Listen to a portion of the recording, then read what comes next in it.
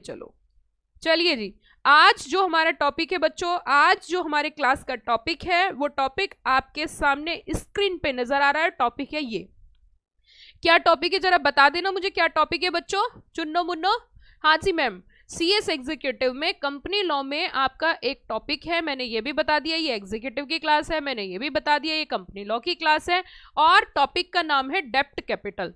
ठीक है बच्चों, टॉपिक का नाम है डेप्ट कैपिटल, और डेप्ट कैपिटल के साथ साथ जो दूसरा चैप्टर है वो है डिपॉजिट। डेप्ट कैपिटल के साथ साथ जो हमें दूसरा टॉपिक पढ़ना है वो है हमारा डिपॉजिट। बड़े ही ध्यान से चीजों को समझना, बड़े ही अच्छे तरीके से समझना, किस तरीके से मैं आपको लेके जाती हूँ ये आपको समझने की जरूरत है। बच्चों ध्यान से समझो, अब हमें पूरे प्रॉपर तरीके से चीजों की अंडरस्टैंडिंग भी करनी है और आगे भी बढ़ना है। यहाँ पे दो बात हुई है डेप्ट और दूसरी बात हुई है कैपिटल। सबसे पहले हम बात करते हैं what do you mean by capital. Ma'am capital क्या होती है? अगर मैं कैपिटल की बात करूं बच्चों आपके साथ, अगर हम कैपिटल का डिस्कशन करें तो कैपिटल को हिंदी भाषा में, मातृभाषा में पूंजी बोलते हैं, और बिना पूंजी के, बिना कैपिटल के कोई भी व्यापार, कोई भी बिजनेस सक्सेसफुल नहीं है। It means every business requires to run the business, to expand the business, to modify the business, there is a necessity of capital. Without capital it is impossible task to run business, to expand business, to modify business. Okay, अगर हमारे पास capital नहीं है, अगर हमारे पास पूंजी नहीं है, तो बिजनेस को आगे बढ़ाना, बिजनेस को चलाना, बिजनेस को एक्सपेंड करना इज एन इम्पॉसिबल टास्क। चाहे बिजनेस की शुरुआत हो या बिजनेस बीच में हो या बिजनेस पीक पे हो, डजेंट मैटर, हर एक स्टेज पे हमें रिक्वायरमेंट होती है कैपिटल की, हर एक स्टेज पे हमें रिक्वायरमेंट होती है कैपिटल की। मैम कैपिटल मतलब पूंजी, पूंजी मतलब पैसा। तो मैम आप ये बता दीजिए, ये जो कैपिटल होती है ये किस तरीके से इकट्ठी होती है और कहाँ कहाँ से कैपिटल रेज कर सकते हैं? तो सोर्स ऑफ रेजिंग फंड जो है, सोर्स की अगर हम बात करें, कैपिटल तो तुम कई तरीके की सुनोगे, जैसे कि शेयर कैपिटल है ना, वर्किंग कैपिटल, कई तरीके की बातें सुनोगे, लेकिन मेरी बात ध्यान से सुनना। अगर फंड रेज की बात करें तो फंड रेज करने के सिर्फ दो रास्ते होते हैं। One is a owner's fund, एक आपका रास्ता है क्या, ऑनर्स फंड, और दूसरा आपका रास्ता है बच्चों, दूसरा आपका रास्ता है बोरोड फंड। दूसरा आपका रास्ता है बच्चों borrowed fund. It means only there are two ways जहां से पैसा इकट्ठा किया जा सकता है, जहां से पूंजी इकट्ठी की जाती है। One is a owner's fund and second one is a borrowed fund. Now ma'am आपने ये बताया कि कैपिटल दो तरीके से कलेक्ट हो सकता है, one is a owner's fund and second one is a borrowed fund. Now what is the difference between two and what are the advantages and disadvantages? Ma'am ये और बता दीजिए कि इन दोनों के एडवांटेजेस क्या हैं और इन दोनों के डिसएडवांटेजेस क्या हैं। देखिए, अगर हम ऑनर्स फंड की बात करें तो पहले शेयर होल्डर के पॉइंट ऑफ व्यू से, इट मींस ऑनर्स फंड के अंदर आते हैं आपके शेयर्स, और शेयर्स भी अगर हम बात करें, शेयर्स दो तरीके के होते हैं, एक इक्विटी शेयर्स और दूसरा preference shares. Equity share with equal right, equity share with differential voting right, वो हम शेयर कैपिटल वाले चैप्टर में पूरा डिटेल में डिस्कशन करेंगे। लेकिन क्योंकि अभी हम बात करेंगे यहाँ पे सेकंड वाले फंड की, और सेकंड वाला फंड है हमारा बोरोड फंड। सेकंड वाला फंड है हमारा borrowed fund. Ma'am what do you mean by borrowed? Borrow means borrowing, borrowing means उधार। इट मींस ये उधार वाला है और ये अपना है। यहाँ कुछ अपने पैसे देते हैं, अपना समझ के पैसे देते हैं, अपने बिजनेस में पैसे देते हैं, और यहाँ पे है borrowed fund. It means borrowed fund की हम बात करें, अगर हम बोरोड फंड की बात करें तो बच्चों इसमें तो बोरोविंग होती है, और इसमें एक खास बात है कि कंपनी को चाहे प्रॉफिट हो या नहीं हो, इनको अपना फिक्स्ड इंटरेस्ट चाहिए जब तक आप इनका पैसा यूज करोगे, और एक समय के बाद, एक टाइम पीरियड के बाद, after a specified period of time इनको अपना पैसा वापस चाहिए। आप जब तक इनका पैसा बिजनेस में यूज करोगे, आप जब तक इनका पैसा बिजनेस में यूज करोगे तब तक आपको उन्हें इंटरेस्ट देना है, और जब आप इनका पैसा यूज करने के बाद रिटर्न करोगे तो वो रिटर्न करना भी जरूरी है, उसे रिटर्न करना भी जरूरी है। इट मींस एक बात तो खास बात ऑनर्स फंड और बोरोड फंड में ये है कि ऑनर्स फंड के केस में इंटरेस्ट की बात नहीं होती, ऑनर्स फंड के केस में डिविडेंड होता है। लेकिन बोरोड फंड के केस में एक बात हमारे सामने निकल के आई कि बोरोड फंड के केस में जाता है इंटरेस्ट। बोरोड फंड के केस में जाता है इंटरेस्ट, और कई बार बोरोड फंड को बोला जाता है, अब मैं थोड़ी टेक्निकल बातों पे चली जाती हूँ, बोरोड फंड को बोला जाता है टैक्स एडवांटेजेस। क्या बोला जाता है बच्चों? टैक्स, क्या बोला जाता है बच्चों? Tax advantages. नाउ इनको टैक्स का एडवांटेज क्यों बोला जाता है? टैक्स एडवांटेजेस क्यों बोला जाता है? मुद्दा ये उठता है कि इनको टैक्स एडवांटेजेस क्यों बोला जाता है। ये भी मैं आपके सामने प्रूव करके दिखाऊंगी कि ज्यादातर बोरोड फंड में क्यों फोकस किया जाता है, क्योंकि ये होता है टैक्स एडवांटेजेस। नाउ मैं इसको प्रूव करना चाहूंगी, और बड़े ही आराम से सारे बच्चे ध्यान से समझना, क्योंकि हर जगह यूज होगा। एक्चुअली क्या होता है, जो ऑनर्स फंड वाले लोग होते हैं, ऑनर्स फंड वालों ने तो साफ बोल दिया है, ऑनर्स फंड वालों ने तो साफ एक बात बोल दी है कि ठीक है ये लो पैसा, इस पैसे से बिजनेस करो, बिजनेस करने के बाद सारे खर्चे काटने के बाद अगर कुछ पैसा बचता है तो उसमें से फिर भी बिजनेस को जरूरत नहीं है, फिर दोबारा से आपको पैसे की जरूरत नहीं है बिजनेस में लगाने की, तो आप उस पैसे को हमें दे सकते हो डिविडेंड के रूप में।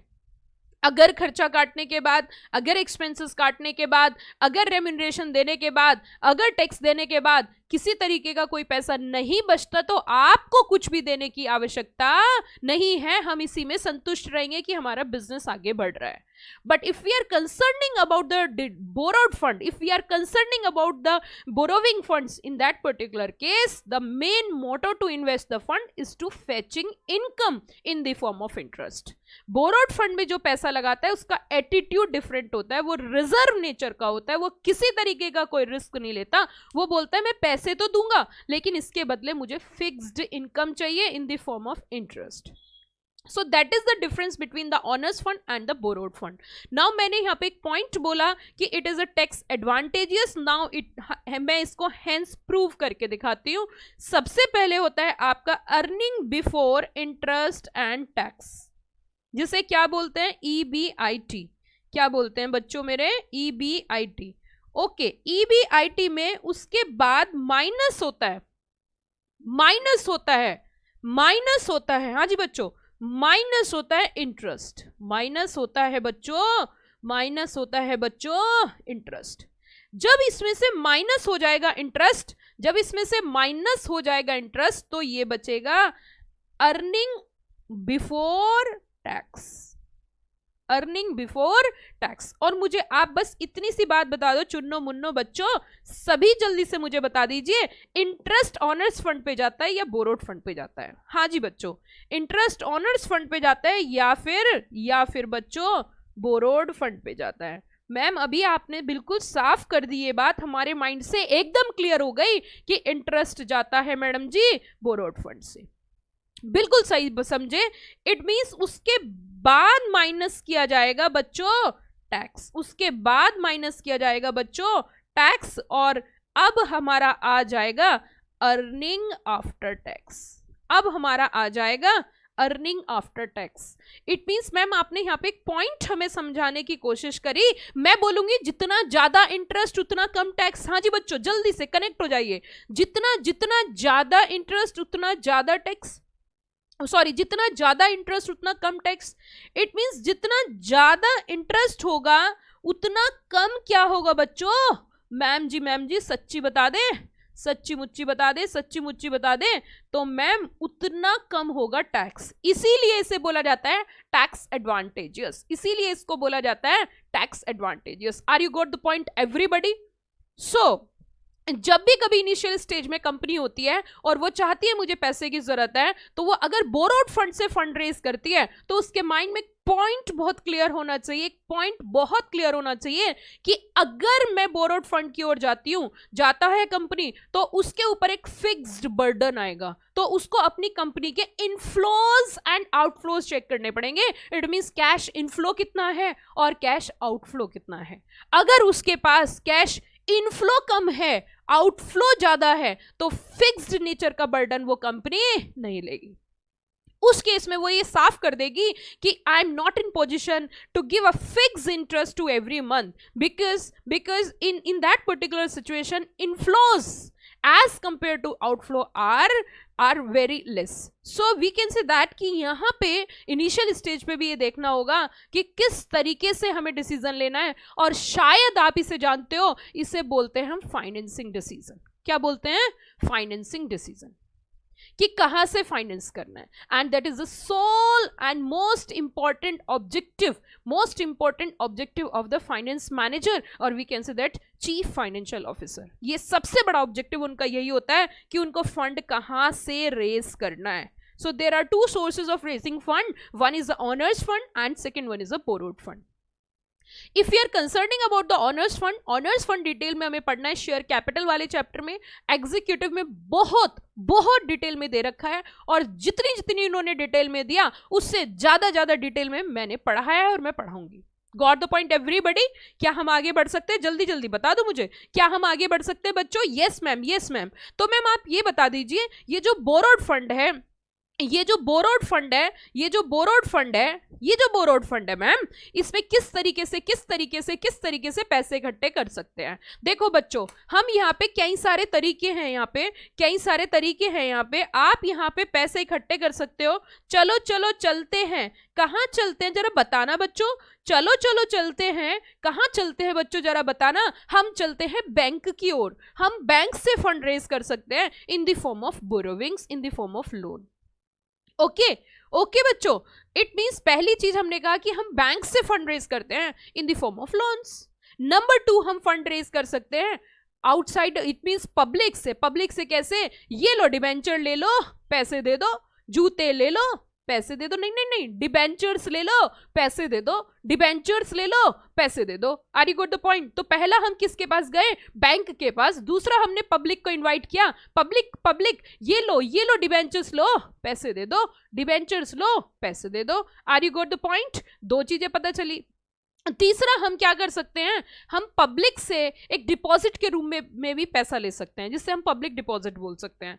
पब्लिक डिपॉजिट एक तरीके से शॉर्ट टर्म है. इट मींस यहाँ पे बोरोविंग हम 2 तरीके की कर सकते हैं. एक लॉन्ग टर्म हो सकती है और दूसरी शॉर्ट टर्म हो सकती है. हाँ जी बच्चों, लॉन्ग टर्म बोरोविंग हो सकती है और शॉर्ट टर्म बोरोविंग हो सकती है. शॉर्ट टर्म बोरोविंग होती है वर्किंग कैपिटल के लिए. हाँ जी बच्चों, अब पैसा अपना सपना, पैसा करते हैं, पैसे पे तुम क्यों मरते हैं. इट मींस, सुनिए ध्यान से बच्चों, पहाड़ नहीं बनाए मैंने, मेरी बात समझना. किसी भी कंपनी में पैसे की जरूरत कब पड़ेगी? बच्चों, किसी भी कंपनी में पैसे की जरूरत पड़ेगी फिक्स्ड एसेट्स परचेज करने के लिए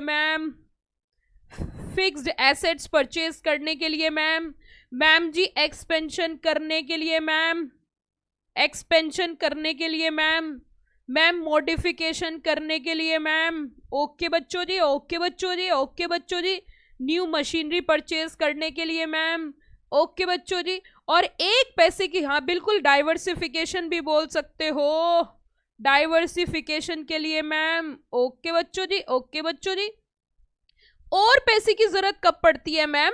और मैम कंपनी को रन करने के लिए. हाँ जी बच्चों, working capital. Yes, working capital के लिए भी, कंपनी को वर्किंग कैपिटल देने के लिए. मैम ये क्या होता है? मैम प्लीज बताइए ना, ये क्या होता है? वर्किंग कैपिटल का मतलब होता है, अगर हम ये पेन बनाते हैं और हमने पेन बनाना स्टार्ट किया जनवरी में, तो ये पेन में आज हमारा खर्चा है 5 रुपए, और ये बिका हमारा मार्च में, तो हमारी पॉकेट में मार्च में पैसे आए. तो जनवरी से लेके मार्च तक जो पेन बनाने के लिए रॉ मटेरियल, पेन बनाने के लिए लेबर, पेन बनाने के लिए एक्सपेंसेस जो हुए, उसकी पूर्ति करने के लिए हमें एक ऐसी कैपिटल की जरूरत होती है जिसको हम बोलते हैं वर्किंग कैपिटल. इट मींस मैं बोल सकती हूँ यहाँ पे शॉर्ट टर्म फंड्स की जरूरत है. हाँ मैम, शॉर्ट टर्म कैसे? अरे बेटा, अभी तो मैंने समझाया. समझ के ना समझे तो ना समझ के लाए. शॉर्ट टर्म फंड्स कैसे मैम? शॉर्ट टर्म फंड्स, अरे बच्चों, जनवरी में पेन बनाना स्टार्ट किया, जनवरी में पॉकेट से कितने रुपए गए? जल्दी बताओ मुझे. जनवरी से में पॉकेट गए मैम 5 रुपीज. एंड मार्च में पॉकेट में कितने पैसे आ गए मैम? मार्च में पॉकेट में पैसे आ गए 10 रुपीज. ओके, तो मैम कितने महीने के लिए पैसे की जरूरत है? जैन टू मार्च। तो क्या ये शॉर्ट टर्म है नहीं है? हाँ जी बच्चों, क्या ये शॉर्ट टर्म है नहीं है? मैम करेक्ट है, मैम करेक्ट है 100%, ये शॉर्ट टर्म फंड्स हैं। ये क्या है बच्चों? Short term funds. Are you got the point everybody? हाँ जी बच्चों, are you got the point everybody? Correct correct. तो एक बात हमें समझ में आई कि हमें पैसे जरूरत पड़ेगी, पैसे की जरूरत पड़ेगी लॉन्ग टर्म फंड्स के लिए, लॉन्ग टर्म के लिए और शॉर्ट टर्म के लिए। हमने फॉरेन कंट्री से, हमने जापान से कोई मशीनरी इंपोर्ट करी, उसके लिए हमें पैसे की जरूरत पड़ी लॉन्ग टर्म और शॉर्ट टर्म। यस, जल्दी बताइए, लॉन्ग टर्म और शॉर्ट टर्म। हाँ जी बच्चों, लॉन्ग टर्म या शॉर्ट टर्म? मैम कहने सुनने वाली कोई बात ही नहीं है, मैम कहने सुनने वाली कोई बात ही नहीं है। मैम ये हो जाएगा, मैम ये हो जाएगा लॉन्ग टर्म फंड्स। ओके बच्चों, करेक्ट है, करेक्ट है, 100% करेक्ट है, 100% करेक्ट है। चलिए तो अच्छा, तो हम चलते हैं, कहाँ चलते हैं? चली चली चली चली चली चली चली, अनारकली कहाँ चली? हाँ जी बच्चों, अनारकली कहाँ चली? अनारकली डिस्को चली। तो इधर देखिए, इट मींस फंड्स की रिक्वायरमेंट दो तरीके से होती है, one is a short term, other one is a long term, other one is a long term. इसी पॉइंट में मैं कुछ वैल्यू एडिशन करना चाहती हूँ, जैसे कि मैंने आपके साथ, जो मैं आपको भी पढ़ा रही हूँ, each and everything is mention in your notes, each and everything is mentioned in your notes. Now come to the point here. Suppose company is interested to import a machine from London or a Japan, then in that particular case company is required huge foreign currency. Yes or no? Yes, come on, yes or no? Yes ma'am, yes of course. In that particular case there is a need of foreign currency, and if suppose company is interested to raise funds in the form of foreign currency, raise funds in the form of foreign currency, then what they can do, what they can do? तो इस case में हम क्या कर सकते हैं? जो borrowing हम इंडिया से करना चाहते हैं, ऐसी ही बोरोविंग हम फॉरेन कंट्री से भी कर सकते हैं, ऐसी ही बोरोविंग भाई और बहनों हम फॉरेन कंट्री से भी कर सकते हैं, इन द फॉर्म ऑफ, क्या बोलते हैं उससे, उसका नाम मैं बता देती हूँ, एक्सटर्नल कमर्शियल बोरोविंग। क्या बोलते हैं बच्चों? External commercial borrowing. Now what do mean by external commercial borrowing? External commercial borrowing उसे इस वजह से बोला जाता है, एक्सटर्नल मींस बाहर, कमर्शियल मींस बिजनेस के लिए, बोरोविंग मींस उधार, it means external commercial borrowing. What? Yes, come on fast. External means बाहर, कमर्शियल मींस बिजनेस के लिए, एंड बोरोविंग मींस उधार। तो वो क्या होते हैं? वो होते हैं फॉरेन करेंसी बॉन्ड्स। क्या बोला मैंने? Foreign currency bonds. Foreign currency में हमने बॉन्ड्स इशू किए, हमने बॉन्ड्स इशू किए कहाँ? 7 समुंदर पार, अमेरिका में इशू किए, जापान में इशू किए, अदर कंट्री में हमने इशू किए, और वहां से हमें आई, क्या आया? फॉरेन करेंसी आया। उसी फॉरेन करेंसी से हमने क्या कर ली? मशीनरी परचेज कर ली। Got the point? It means ma'am borrowing short term हो सकती है, मैम बोरोविंग लॉन्ग टर्म हो सकती है, मैम बोरोविंग इंडिया से हो सकती है, मैम बोरोविंग आउटसाइड इंडिया से हो सकती है। It depends upon the requirement, it depends upon the need of company, उनको कैसी जरूरत है। मैम इंडिया में डिवेंचर्स इशू कर सकते हैं, मैम बॉन्ड इंडिया में इशू कर सकते हैं, ma'am bond outside India issue कर सकते हैं। मैम जब बॉन्ड इंडिया में इशू करते हैं तो उनको बॉन्ड बोलते हैं, मैम जब बॉन्ड आउटसाइड इंडिया बोलते हैं, कन्वर्टेबल बॉन्ड्स जब आउटसाइड इंडिया इशू करते हैं तो फॉरेन करेंसी कन्वर्टेबल बॉन्ड्स बोलते हैं। Are you got the point everybody? Yes ma'am, yes ma'am. अब मुद्दा ये उठता है कि जब भी कभी आप बॉन्ड इशू करोगे, जब भी कभी आप डिबेंचर इशू करोगे, जब भी कभी आप बोरोविंग करोगे, तो क्या यहाँ पे लोगों का स्टेक होगा या नहीं होगा? जब भी कभी आप बोरोविंग करोगे तो इस चीज की क्या श्योरिटी होगी कि आप पैसा वापस कर दोगे? इस चीज की क्या गारंटी होगी कि आप पैसा वापस कर दोगे? इस चीज की क्या गारंटी होगी कि आपके मुंह पे लिखा हुआ है ईमानदार, कंपनी बिल्कुल ईमानदार है, पैसा वापस करेगी? इस चीज की कोई श्योरिटी नहीं है। There are huge of persons who are indulge in that particular company and they are investing the money in that company, then in that particular case it requires some certainty, requires some provisions. Then यही सब चीजें सोच के company law ने कहा कि कुछ ऐसे प्रोविजंस बनाते हैं, कुछ ऐसे सेक्शंस बनाते हैं जो सिर्फ और सिर्फ लगेंगे बोरोविंग के केस में। इट मीन्स मैम हमें क्या पढ़ना है?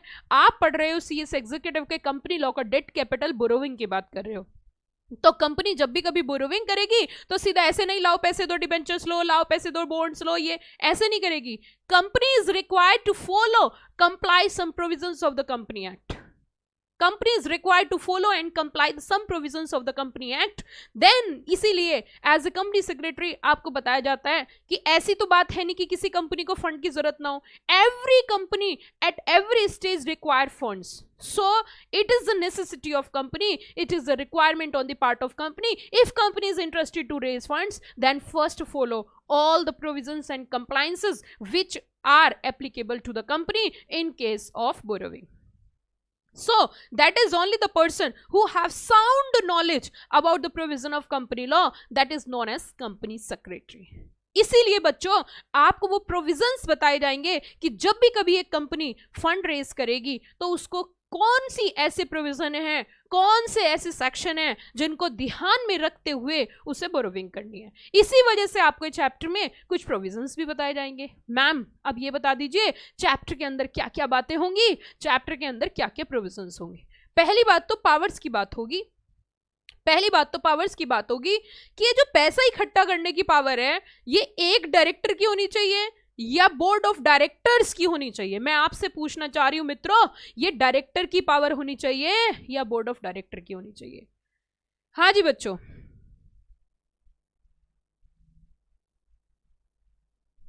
बिल्कुल सही जवाब आ रहे हैं। बहुत माइंडेड बच्चे पढ़ते हैं, जिसके अंदर अच्छा शार्प माइंड होता है, डेडिकेशन होती है, वही बच्चा इस कोर्स को करता है। ये बात तो मैं भी जानती हूँ कि जिन बच्चों के साथ मैं कनेक्ट हो रही हूँ वो बुद्धिजीवी पर्सन है, वो इंटेलिजेंट बच्चे हैं, वो टैलेंटेड बच्चे हैं, वो माइंडेड बच्चे हैं। उनको बस एक गाइडेंस की जरूरत है, उनको एक सही राह की जरूरत है। वो बहुत ऊंचाई पे जा सकते हैं, वो हवा में उड़ सकते हैं, बिल्कुल उड़ सकते हैं। और जवाब भी बिल्कुल सही आया। मैं चाहती हूँ जो भी बच्चा क्लास ज्वाइन कर रहा है बीच बीच में कभी ना कभी कुछ ना कुछ रिप्लाई करे, ताकि मेरे माइंड में भी एक इमेज रहे कि ये बच्चे क्लास ज्वाइन कर रहे हैं। ठीक है, मेरे माइंड में भी एक इमेज रहे कि ये बच्चे क्या कर रहे हैं, क्लास ज्वाइन कर रहे हैं। जैसे कि मैं जानती हूँ कुछ बच्चे तो क्लास ज्वाइन कर ही नहीं रहे हैं। चलिए खैर आगे बढ़ते हैं। मुझे चिंता उन लोगों की है जो पढ़ रहे हैं, उनकी मैं क्या चिंता करूं, उन्हें तो खुद ही अपनी चिंता नहीं है, उन्हें तो खुद ही अपनी चिंता नहीं है कि पढ़ना भी है। तो अब मैं इस चैप्टर की पूरी बता देती हूं कि हमें चैप्टर में क्या पढ़ना है, फिर उसके बाद हम आगे और भी स्टार्ट करेंगे। तो पावर की यहाँ पे एक बात अब ऊपर से अभी बता रही हूँ, फिर डिटेल में पढ़ेंगे। जल्दी बता दीजिए फटाफट से, ये जो पावर है पैसे इकट्ठे करने की, एक डायरेक्टर की होनी चाहिए या बोर्ड ऑफ डायरेक्टर की होनी चाहिए? Ma'am of course it's very sure कि ये पावर किसी एक डायरेक्टर की नहीं होनी चाहिए, ये पावर होनी चाहिए मैम बोर्ड ऑफ डायरेक्टर्स की। किसकी होनी चाहिए? बोर्ड ऑफ डायरेक्टर्स की। Correct 100%, correct 100%। मैं आपसे एक क्वेश्चन पूछना चाहती हूं, क्या आप सभी बच्चे तैयार हो? क्या आप सभी बच्चे तैयार हो? क्या आप सभी बच्चे तैयार हो आंसर देने के लिए? ओके ओके जी, ओके। सुनिए ध्यान से सुनिए। ये जो पैसे इकट्ठे करने की रिक्वायरमेंट है ये शेयर होल्डर्स की होनी चाहिए, डायरेक्टर्स की होनी चाहिए? जो फंड रेज करना है वो डायरेक्टर्स की होनी चाहिए या फिर डायरेक्टर्स की होनी चाहिए या फिर शेयर होल्डर्स की होनी चाहिए? मैम कैसी बातें कर रही हो आप? बिल्कुल डायरेक्टर्स की होनी चाहिए, क्योंकि कंपनी को रन कौन करता है, कंपनी को डायरेक्शन कौन देता है? अरे डायरेक्शन से ही तो डायरेक्टर बने हैं। तो मैम कंपनी को डायरेक्शन देते हैं डायरेक्टर्स, उनको पता है कब कैसे किस समय कितना पैसा इकट्ठा करना है। तो मैम ये पावर होनी चाहिए बोर्ड ऑफ डायरेक्टर्स की। Are you got the point everybody? Yes ma'am, yes ma'am, yes ma'am. Now अब हम पढ़ेंगे डिटेल में। अभी हमने इसका पूरा बेस ले लिया है, अब हम नेक्स्ट पार्ट में इस चैप्टर के बारे में डिटेल में पढ़ेंगे बच्चों, डिटेल में पढ़ेंगे। तो स्टेप बाय स्टेप मैं बता देती हूँ। अब स्टेप बाय स्टेप समझ लो इस चैप्टर के अंदर हमें क्या क्या टॉपिक कवर करने हैं। पहला टॉपिक हमारा होगा पावर ऑफ कंपनी। हाँ जी बच्चों, पहला टॉपिक होगा हमारा power of company to borrow. It means company की पावर होनी चाहिए बोरोविंग करने की। ये नहीं है कि कंपनी कितना भी फंड रेज करे उसके ऊपर कोई लिमिट ना हो, एक लिमिट होनी चाहिए, पावर होनी चाहिए, तभी आप क्या कर सकते हो, फंड रेज कर सकते हो। इट मीन्स अगर हम टॉपिक की बात करें तो ये हमारा होगा बच्चों, ये हमारा होगा टॉपिक नंबर 1, टॉपिक नंबर 1। तो इट मीन्स हम इसमें पढ़ेंगे power of company to borrow. It means company की पावर दे रखी है बोरो की। कंपनी बोले तो बोर्ड ऑफ डायरेक्टर बोल सकते हैं। यस मैम, यस मैम, ठीक है बच्चों। अब दूसरा टॉपिक हम पढ़ेंगे, इसके कुछ केस लॉज वगैरह पढ़ेंगे। दूसरा टॉपिक हमारा आ जाएगा टाइप्स ऑफ बोरोविंग। क्या आ जाएगा बच्चों मेरे? टॉपिक नंबर 2 आ जाएगा नन्हे मुन्ने बच्चों, टॉपिक नंबर 2 आ जाएगा और उसमें पढ़ेंगे हम क्या, टाइप्स ऑफ बोरोविंग। मैम ये तो आपने पहले ही पढ़ा दिया, long term, short term, long term, short term. कोई बात नहीं बच्चों, फिर भी पढ़ेंगे, फिर भी हम पढ़ेंगे, कोई दिक्कत नहीं है। तीसरा टॉपिक बच्चों हम पढ़ेंगे, तीसरे टॉपिक की ओर हम बढ़ेंगे, और तीसरा टॉपिक बच्चों हमारा होगा, टॉपिक नंबर 3 हम पढ़ेंगे डिबेंचर्स के बारे में। मैम सच में, हाँ सच्ची कह रही हूं मैं। डिबेंचर्स क्या होते हैं, डिबेंचर्स कितने तरीके के होते हैं, टॉपिक नंबर 4 पढ़ेंगे हम। टॉपिक नंबर 4 पढ़ेंगे बच्चों हम, कितने तरीके के डिबेंचर्स होते हैं, कितने तरीके के डिबेंचर्स होते हैं, ये पढ़ेंगे हम topic number 4। Now come to the next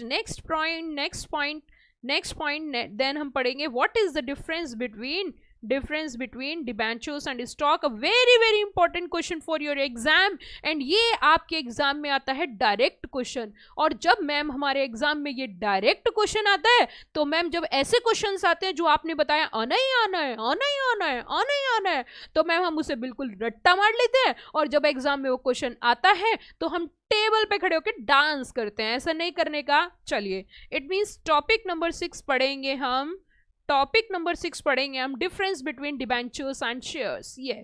yes. Now बच्चों, उसके बाद हम पढ़ेंगे कौन सा टॉपिक नंबर बता दो जरा मुझे, टॉपिक नंबर बता दो बेटा जी। हाँ जी बच्चों, टॉपिक नंबर बता दो जल्दी, अगला टॉपिक कौन सा पढ़ना है, टॉपिक नंबर। करेक्ट है बच्चों, बहुत ध्यान से हमारे बच्चे पढ़ रहे हैं, और सुबह मेरी ब्लेसिंग्स आपके साथ है। तथास्तु बच्चों, आप पक्का पास हो जाओगे। टॉपिक नंबर 7 हम पढ़ेंगे, ये आईसीएसआई मॉड्यूल की कवरेज है, क्वांटम वगैरह बताया, मतलब पूरा वंस, फिर डिबेंचर ट्रस्टी, मतलब वो पूरा सेक्शन वही है, मैंने बेरेक्ट से डाल दिया है, फिर कुछ केस लॉस डाल रखे हैं, पीनल प्रोविजन, और चैप्टर हो चुका है कंप्लीट। ये पूरा चैप्टर अभी तक जो है, ये पूरा चैप्टर है, यहां तक हमें इसको क्या करना है, कंप्लीट करना है, यहां तक हमें इसे क्या करना है, कंप्लीट करना है। चलिए, तो अब टॉपिक वाइज टॉपिक हम पढ़ना शुरू करेंगे। अब अब की एक एक टॉपिक को हम डिटेल में पढ़ेंगे, एक एक टॉपिक को हम लोग पढ़ेंगे क्या बच्चों, डिटेल में एक एक टॉपिक हम डिस्कस करेंगे, जो मैंने पढ़ाया था जरा देख लो, जरा ध्यान से देख लो। पहले टॉपिक को मैं बता देती हूँ, फर्स्ट टॉपिक जो इंट्रोडक्शन एक तरीके से है। फर्स्ट टॉपिक, जल्दी आ भाई, कहाँ चला गया तू। फर्स्ट टॉपिक देखो बच्चों, पावर ऑफ कंपनी से भी बोरोविंग। जो मैंने आपको समझाया बिल्कुल वही सारी बातें इसमें लिखी हुई हैं। In order to run a business effectively and successfully, it means अगर आप किसी बिजनेस को इफेक्टिवली और कैसे चलाना चाहते हो, सक्सेसफुली, तो उसको जरूरत पड़ेगी कैपिटल की, और कैपिटल भी कैसी होनी चाहिए, एडिक्वेट अमाउंट ऑफ कैपिटल होना चाहिए। In some cases capital arrange through internal sources मतलब कंपनी के अंदर से, by way of issuing equity share capital. It means equity share capital means what, owners fund अपनों से, एंड जब वो जरूरत नहीं होती तो कई बार हम बाहर वालों के पास भी जाते हैं। ओके बच्चों, जरा मुझे बताओ घर वाले कौन है, ओनर्स फंड, और बाहर वाले बच्चों कौन है, बोरोड फंड। घर वाले कौन है बच्चों, ओनर्स फंड, और बाहर वाले कौन है बच्चों, बोरोड फंड। इट मींस घर वाले बाहर वाले कैसे, जरा मैंने अभी समझाया था ना, आ जाओ जल्दी से, आ जाओ इधर। ये देखो, जो ओनर्स फंड होते हैं वो होते हैं घराती, और जो बोरोड फंड होते हैं वो होते हैं बच्चों बराती। क्या होते हैं ये लोग, जल्दी बता दो, क्या होते हैं ये लोग, ये होते हैं बराती होते हैं बोरोड फंड वाले। और ऑनर्स फंड वाले को क्या होते हैं जरा बताना। मैम ऑनर्स फंड वाले होते हैं हमारे लिए घराती, ऑनर्स फंड वाले हमारे लिए क्या होते हैं, घराती। इट मीन्स खाना पहले बराती खाते हैं, घराती। हाँ जी बच्चों, पहले बराती खाना खाएंगे, घराती। मैम ऑफ कोर्स ये क्या बता रहे हो आप, हमें समझ में आ रहा है, बिल्कुल बराती को पहले खिलाना होता है, तो ये बराती हैं और ऑनर्स फंड वाले घराती हैं। ठीक है बच्चों, चलिए मैम बिल्कुल समझ में आ गया, कॉन्सेप्ट करेक्ट है एकदम। ओके, तो एक्सटर्नल, एक और बात इन्होंने कहा कि कई बार हम अपने देश से नहीं, हम अदर कंट्री से भी फंड रेज करते हैं, और जब हम अदर कंट्री से फंड रेज करते हैं तो उसको हम बोलते हैं एक्सटर्नल कमर्शियल बोरोविंग। जल्दी बताओ क्या बोलते हैं उसे हम, एक्सटर्नल कमर्शियल बोरोविंग। बोले तो ECB, क्या बोला मैंने, ECB। मैम इसे ECB क्यों बोला? एक्सटर्नल मींस बाहर से, कमर्शियल मतलब बिजनेस के लिए, बोरोविंग मींस उधार। तो मैम इसमें क्या हो सकते हैं, जैसे मैंने आपको एग्जांपल भी दिया था, foreign currency bonds, foreign currency convertible bonds, foreign currency exchangeable bonds. Okay बच्चों, तो इट मींस और कैसे कैसे फंड रेज कर सकते हैं मैम? ECB हो गया, डिबेंचर्स हो गए मैम, डिबेंचर्स हो गए मैम, बैंक लोन हो गया मैम, पब्लिक डिपॉजिट हो गया। ओके ओके बच्चों, okay. It means money is arrange through external sources with in the power, with in the power. और लिए का पाप तो भैया, लिए का पाप तो भैया किससे ही कटता है? लिए का पाप तो भैया दिए से कटता है। It means with an intention to return the fund. अब जल्दी वापस आओ, क्या हमें घर वालों के पैसे वापस करने हैं? Answer is no ma'am. क्या घर वालों को फिक्स इंटरेस्ट देना है? Answer is no ma'am. क्या हमें बाहर वालों को फिक्स इंटरेस्ट देना है? Answer is yes ma'am. Okay, क्या मैम उनके पैसे लेके वापस भी करने हैं? Answer is yes ma'am. क्या बैंक से फंड रेज कर सकते हैं? क्या बैंक से फंड रेज कर सकते हैं? Answer is yes ma'am. क्या वो ओनर्स फंड होगा? No ma'am. क्या वो बोरोड फंड होगा? Yes ma'am. क्या हम फाइनेंशियल इंस्टीट्यूशन से फंड अरेंज कर सकते हैं? Yes ma'am. क्या वो ओनर्स फंड होगा? No ma'am. क्या वो बोरोड फंड होगा? Yes ma'am. क्या शेयर्स की फॉर्म में फंड रेज कर सकते हैं? Answer is yes ma'am. क्या शेयर्स की फॉर्म में फंड रेज कर सकते हैं? Answer is yes ma'am. क्या वो ओनर्स फंड होगा? Yes ma'am. या बोरोड फंड होगा? No ma'am. इट मींस वो क्या होगा?